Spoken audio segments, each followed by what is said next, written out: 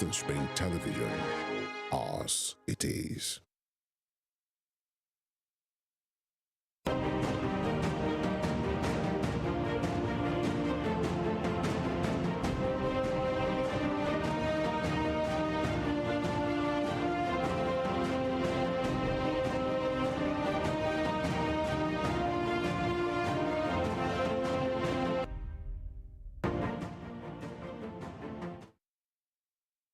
Good afternoon and welcome to Spring News at 12 on Western Spring Television.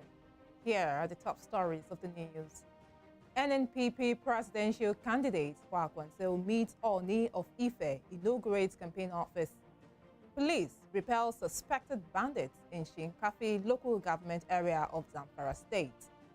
On the foreign scene, at least 3 persons died and dozen others missing after explosion rocks residential area in Jersey.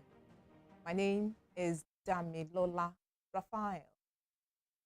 The presidential candidate of the New Nigeria People's Party, NNPP, Senator Rabiu Kwakwanso, has visited the Oni of Ife, Enitan Adeyeye Ogunwusi. Senator Kwakwanso, alongside some NNPP chieftains, paid a courtesy visit the first-class traditional ruler in his palace in Ile-Ife, Osun State, yesterday. Senator Kwakwanso, who is also a former governor of Kano State, used the opportunity of his visit to inaugurate NNPP's campaign offices in Osun and neighboring Ekiti State. This is coming days after the presidential candidate of the People's Democratic Party, PDP, Atiku Abubakar, visited the Oni and 2 other Osun traditional rulers in their respective palaces. The Olubadan of Ibadan land, Senator Lekan Balogun, has asked the presidential candidate of the Labour Party, Peter Obi, to create the Ibadan state if he is elected in 2023. Oba Balogun made his request known while playing host to the party and its presidential candidate at his Alarere residence on Saturday. The Olubadan commended Peter Obi's delivery on the various problems confronting the country and how he would tackle them to bring about a new Nigeria that citizens would be proud of. On his part, Mr. Obi told the Olubadan and his advisory council members that the 2023 presidential election should not be about tribe, ethnicity, and religion. He added that the state would be a epicenter of activities, noting that the idea of holding up in Abuja without actually knowing what goes on around the state and the country would be a thing of the past. The presidential candidate of the People's Democratic Party, PDP, Atiku Abubakar, has promised to ensure Nigerian universities do not go on strike if elected as president. Atiku made this known during his party's presidential rally held at Eagle Square, Abuja, adding that if elected, he will make life better for Nigerians. Atiku, who tackled the ruling All Progressives Congress, APC, over the 8-month strike by the Academic Staff Union of Universities, ASU, said the nation's universities would never experience strike again. The former vice president also promised to release all entitlements of Abuja indigents through the constitutional review. Atiku further praised the loyalty of PDP supporters in the Federal Capital Territory, saying the party did not take it for granted. President Muhammadu Buhari has urged members of the All Progressives Congress, APC, to unite and cooperate with one another as a prerequisite for victory in the upcoming elections. The president made this known when he received the Katsina State APC governorship candidate, Dr. Diko Rada, and his running mate, Farouk Lawal Jobe, at his residence in Daura, Katsina State. The president stated that he had received frequent reports on the ongoing campaigns in the state and was pleased that a lot of hard work had gone into the exercise. He further reinforced his determination to allow the reign of free, fair, and credible elections, urging party leaders to sit together and avert divisions and disunity in order to avoid defeat at the elections. Gombe State Governor Inuwa Muhammadu Yahaya has claimed that the opposition party, the People's Democratic Party, PDP, no longer has a place in the state. He stated this while speaking at the formal flag-off of the APC presidential campaign and his re-election campaign. Vowing to wipe out the party from the state, according to the governor, the massive defection that has hit the PDP was a testimony to the fact that the opposition party no longer has a place in the state. It is close that there will be no more parties, but one party, APC, and APC as the dominant party will deliver. The Independent National Electoral Commission, INEC, has called for collaborative efforts from stakeholders in fighting what is called factor of misinformation and disinformation ahead of the 2023 general elections. The Commission National Commissioner for Information and Voter Education, Mr. Festus Okoye, made the call in Abuja at a one-day INEC Media CSO interface on identifying and mitigating flashpoints of electoral misinformation and disinformation.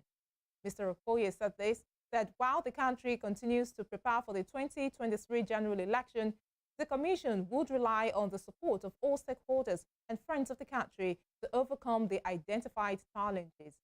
He stated that resorting to misinformation and disinformation would not help the growth and sustenance of the country's electoral and democratic process. He further noted that it was important to verify information before sharing, adding that the Commission believes that the antidote to fake news is greater openness and transparency. A communal crisis reportedly occurred at Kajola and Kosero communities in Odigbo local government area of Ondo State yesterday. It was reported that some hoodlums suspected to be from Ilaje local government area allegedly invaded the communities, killing and destroying properties.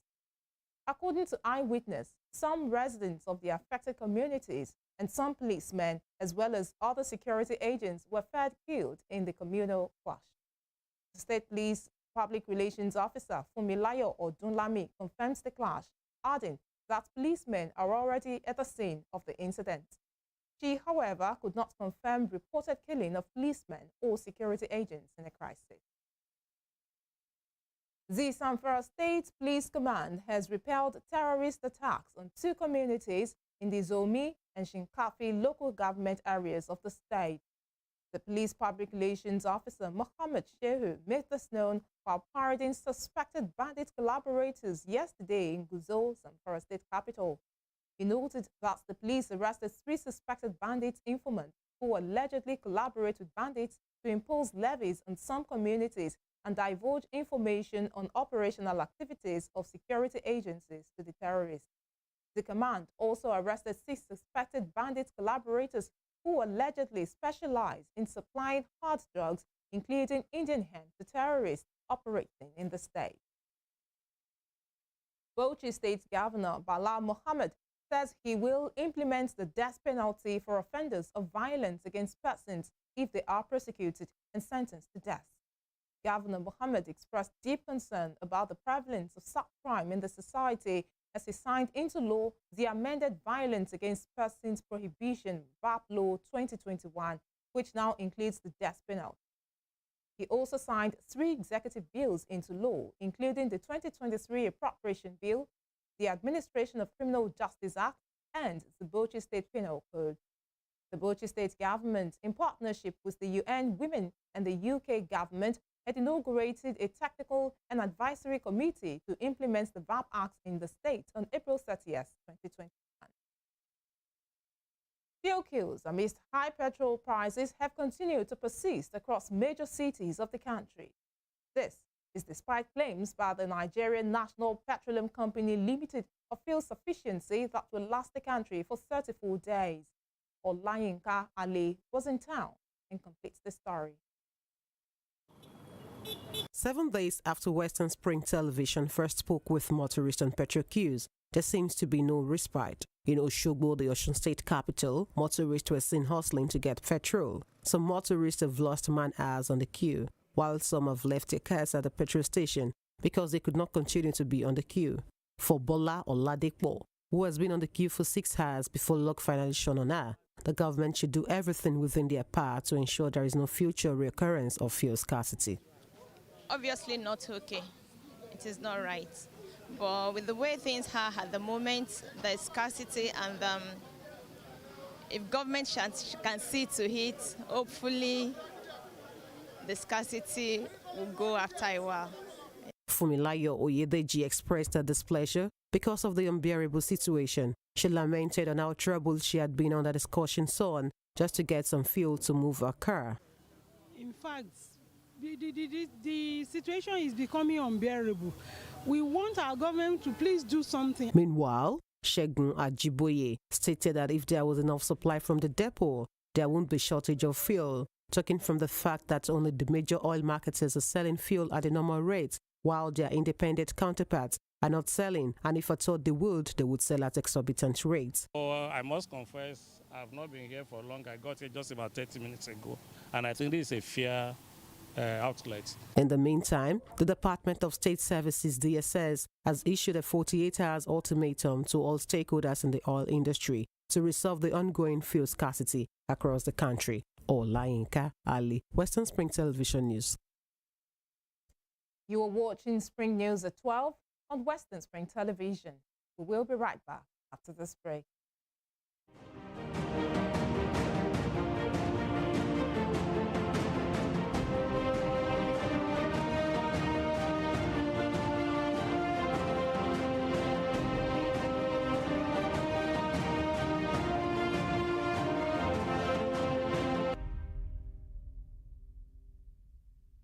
You like a TV station that breaks the barriers of your TV screen.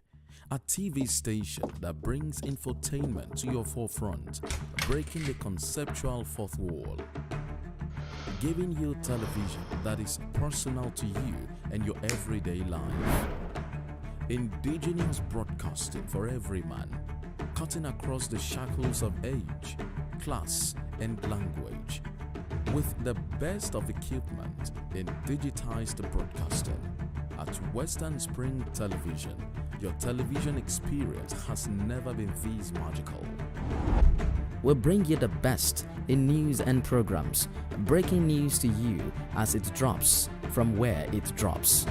Talk shows that keep you glued to your seats, sports programs not void of in-depth analysis, entertainment programs cutting across all ages, political analysis with all its accompanying controversies, social responsibility because we care.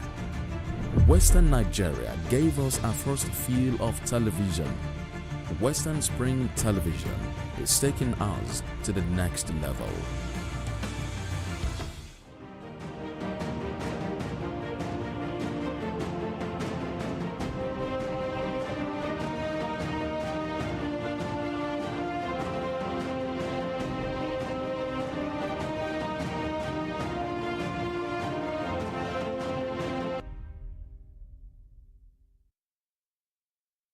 You're welcome back.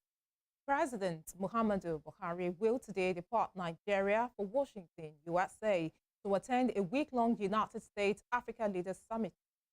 The senior special assistant to the president, Garba Shehu, revealed this in a statement yesterday. He said the United States is looking forward to working with African governments, civil society, diaspora communities across the United States, and the private sector to continue strengthening the shared vision for the future of U.S.-Africa relations. He added that the forum would showcase the United States' commitment to developing the African continent and region via improved economic and diplomatic cooperation.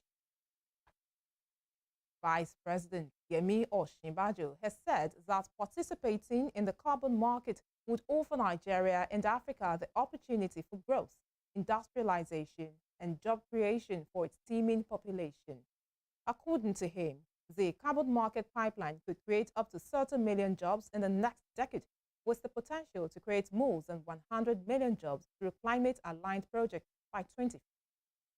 The Vice President stated this yesterday in his keynote address at a high-level international meeting on Africa Carbon Market Initiative hosted by the Rockefeller Foundation in New York City, USA. Vice President Osinbajo stressed the importance of building the carbon market architecture in Africa, adding that architecture will also provide the right incentives for clean energy and climate action. On the foreign scene, emergency workers have been searching through the night after an explosion at a block of flats in Jersey left 3 people dead and a dozen missing. Specialist teams and a search dog are on the scene following the collapse sent earlier yesterday. The Jersey government says a meticulous multi-agency search effort is being coordinated. Island Police Chief Officer Robin Smith describes the scene at Power Road as complete devastation. A video tweeted by the island's government shows piles of rubble and a crushed car behind the police cordon. On his part, Chief Minister Christina Moore described it as an unimaginable tragedy. A number of flats have been evacuated, casualties of which we have currently 2 walking wounded who are currently at the hospital. But I regret to say that tragically we have 1 confirmed fatality. There are, of course, a number of other people that are unaccounted for, and therefore a search and rescue operation has commenced. But as I'm sure you will understand, the scene is a very dangerous one for all of our staff. Southern Ukraine has been hit by strikes from both sides in the war, with Russia launching drones at Odessa and Kiev fighting back in the Melitopol. The Ukrainian army said it shot down 10 drones yesterday, but another 5 had hit energy facilities, leaving some 1.5 million people without power. Later on, the exiled Ukrainian mayor of Melitopol said a strike had been carried out on the Russian-held city. Images shared by Russian-installed officials there show a big fire. Ukrainian officials said Russia's drone attack on the Ukrainian port city of Odessa saw Moscow fire Iranian-made drones at key infrastructure. Since October, Moscow has been targeting Ukraine's energy infrastructure with large waves of missile and drone attacks and drone strikes. In Melitopol, pro-Moscow authorities said a missile attack had killed 2 people and injured 10, while the exiled mayor, Ivan Fedorov, said scores of invaders had been killed. Meanwhile, in South America, Chilean officials have put a safety warning in place after a volcano sent an eruptive column 6,000 meters into the sky. Lascar volcano, which sits in the Andes, rumbled into action yesterday, triggering minor earth tremors. No damage in the surrounding area has so far been reported, but an initial green warning was raised to yellow. Chile's National Geology and Mining Service defines yellow as meaning a volcano is unstable. The classification also means experts are monitoring a site for minor explosions and appearances of smoke.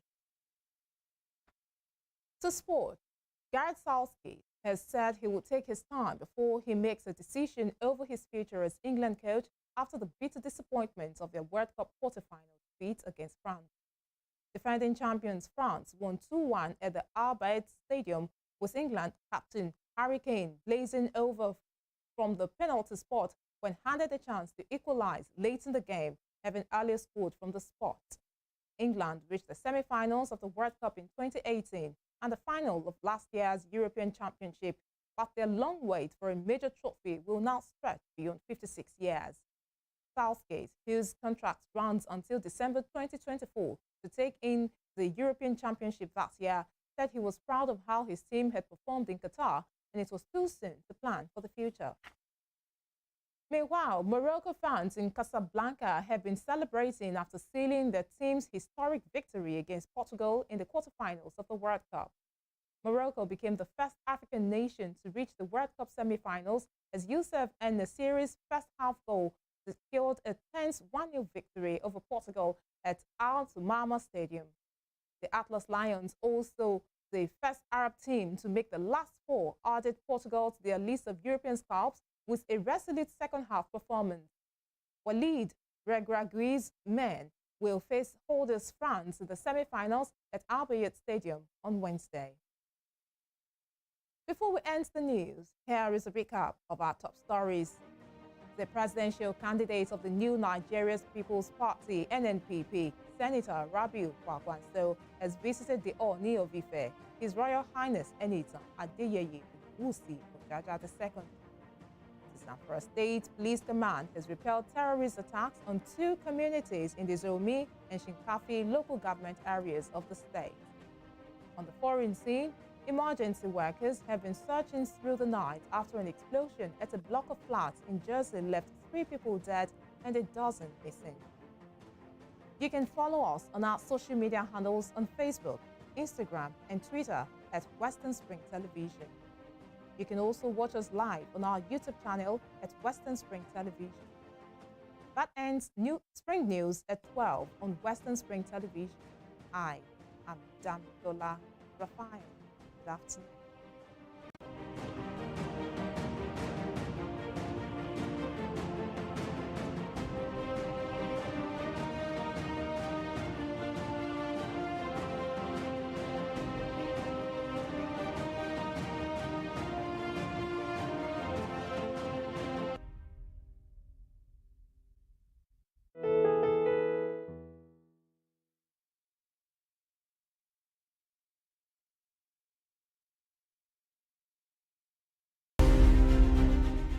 Abraham Lincoln had a unique, indomitable courage to aspire for his goal.